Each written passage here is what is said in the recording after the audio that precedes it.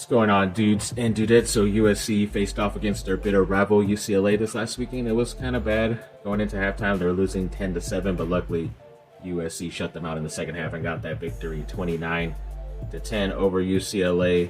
Big time victory, and got to keep that victory bell back in Cardinal and gold as well. So a nice UCLA to all those fans out there. But yeah, big thank you to all the seniors. Obviously, a bunch of these guys have the ability to return because they've been in school for 4 years, but they have that extra year, and if not, then that's fine, but it's a lot of seniors, so I'm pretty sure that's why USC's recruiting class is so big, around 34 right now as we stand. Could add another guy, you never know, but I'll talk about that later. But yeah, hopefully all these guys do well in the NFL and get their shot at least. And Keeg Miller, one of the top bright spots for the game, the running back. He had 21 touches, 166 total yards, and 2 touchdowns. And speaking of that, new prediction coming in for the recruiting class, the 4-star wide receiver Caden Dixon-White of Modern Day. Looks like he might be switching from Ohio State to USC this Wednesday, and a lot of the top analysts out there are selecting him to pick USC, so I'm very happy about that. Hopefully that does come true for my USC Trojans and make this #1 class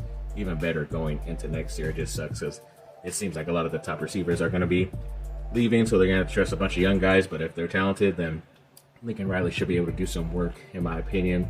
And when it comes to Duke football, yes, they got a big-time victory against one of their rivals, Wake Forest, in 49-32, and they claimed the state. They beat NC State, North Carolina, and Wake Forest. So nice going 3-0 there. Darian Mensah reached a Duke single-season passing touchdown record, which is pretty awesome. It was only like late 20-something, like 27 maybe, so he has a chance if he comes back to destroy that number even better, in my opinion.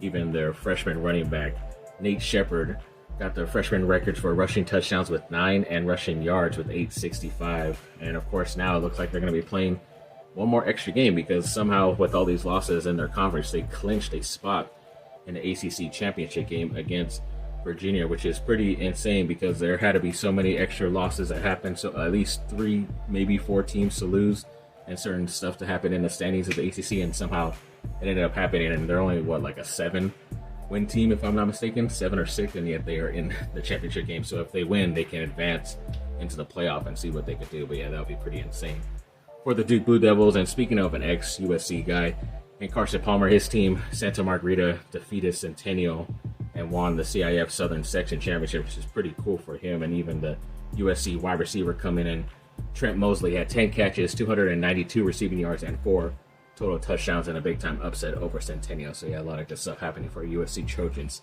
this last weekend.